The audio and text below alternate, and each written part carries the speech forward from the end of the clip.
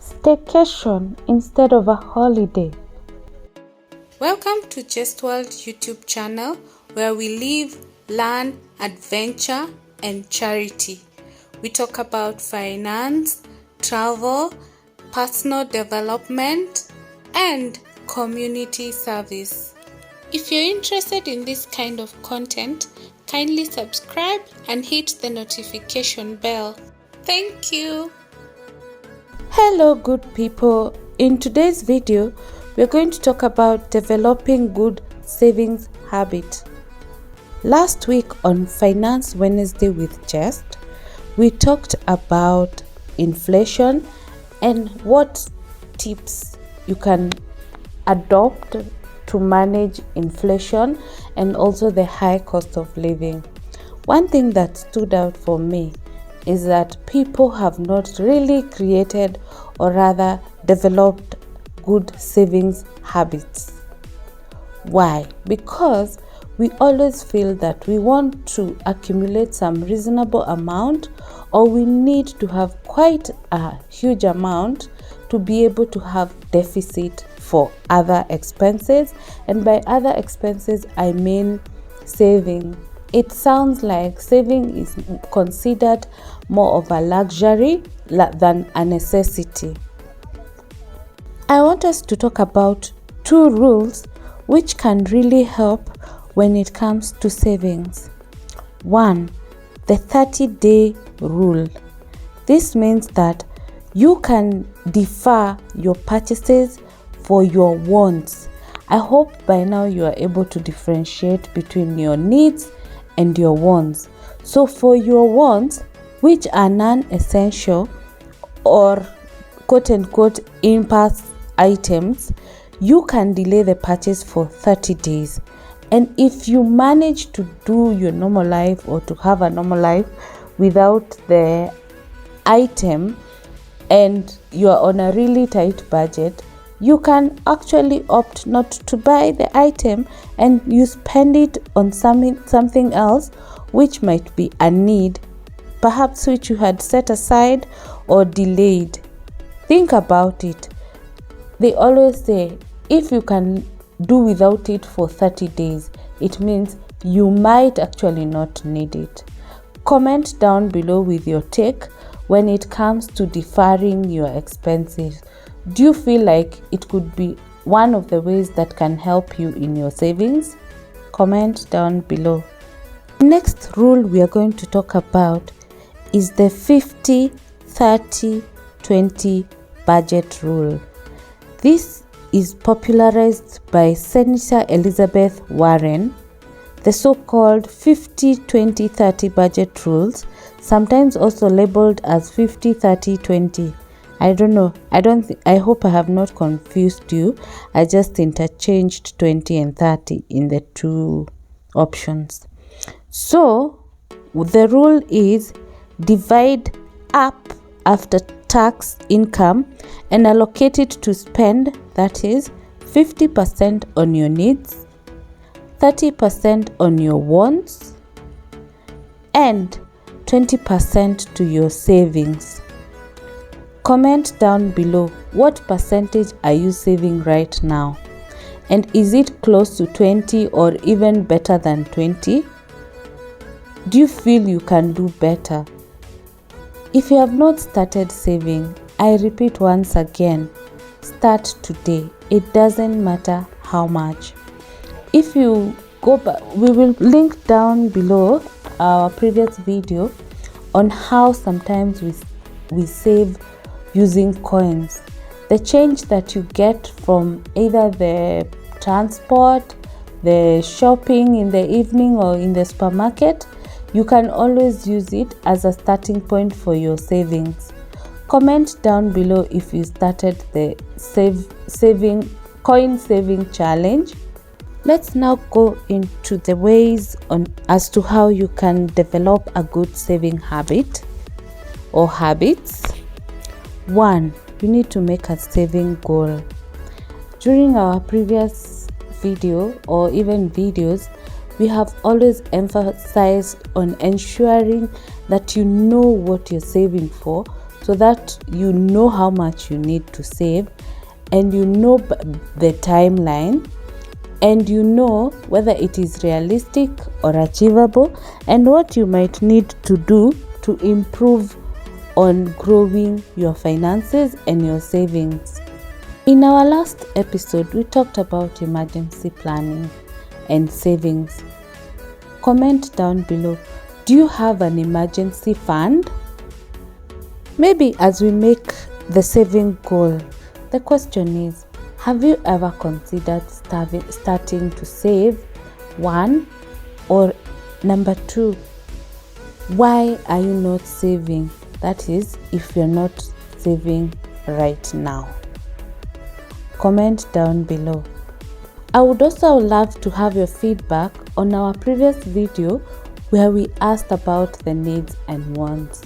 Have you split between the two? Comment down below with the needs you would be okay to share with us. If you have not taken the test, kindly do, and let us grow our finances together.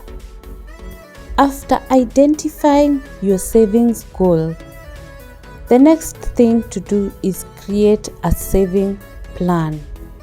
If it is the first time you're starting to save, most likely you feel like you don't have enough money to make the savings. But if you did the test between your wants and needs, that is of course if you're not saving, then this is very key for you, because first you're not only creating a saving plan, but you are also in the process of creating the saving portion of your funds.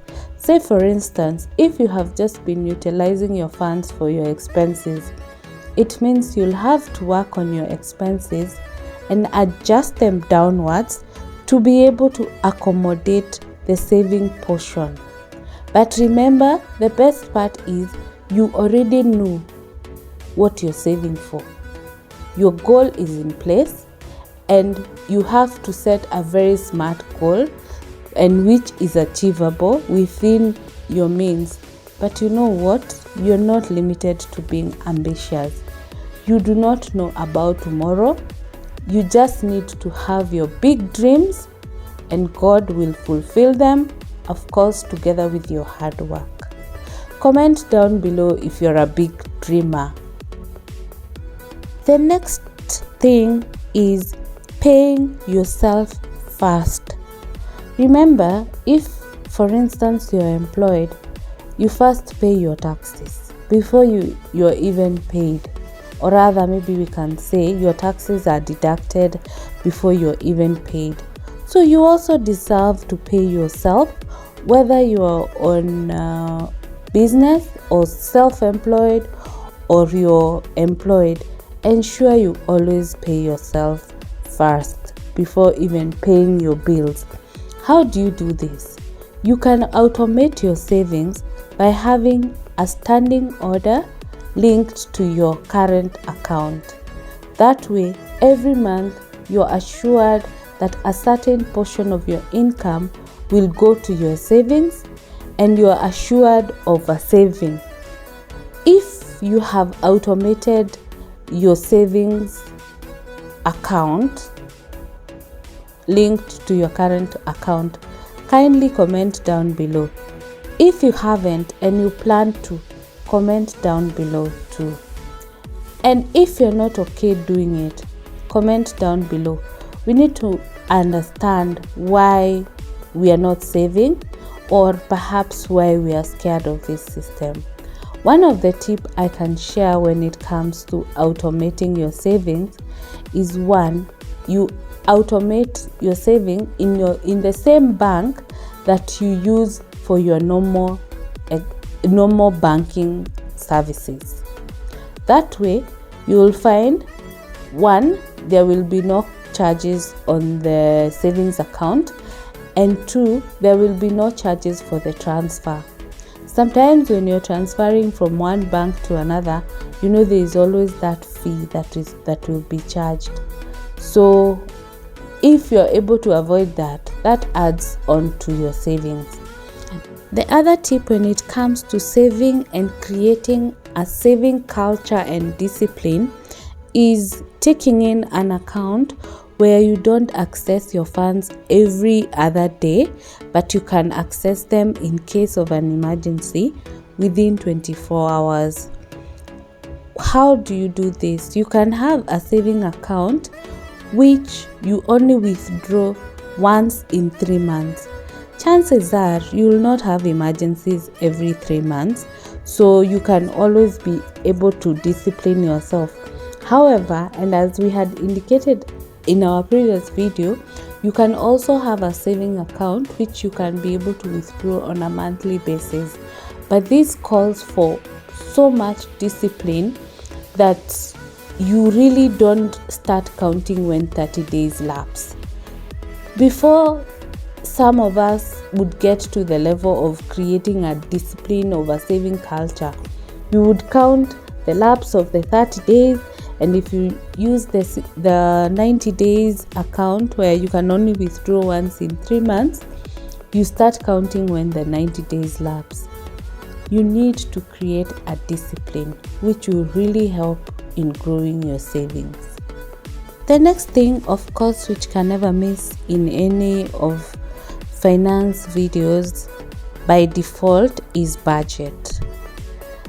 Create a budget and ensure you keep an eye on your spending and stick to the budget. I'll not get into details on the budget because we have always talked about it. Next thing we are going to talk about is have no spend days regularly. How often do you decide that on a certain day you're not going to spend a shilling? Of course, other than the basics, like if you need to go to work, if you need to go for a client visit, you need the transport. Other than the basic, it is important to always have a no spend day, maybe several days in a month. And this can be achieved by ensuring you maximize on what you have been keeping. For instance, when it comes to food, you'll find that all leftovers are stocked up in the fridge. So instead of stocking up the fridge, you can always decide a particular day in a week is leftover day. That can be a day that you can decide not to spend on food and eat what is already in the fridge. Comment down below if you already practice it. The next thing is taking a staycation instead of a holiday.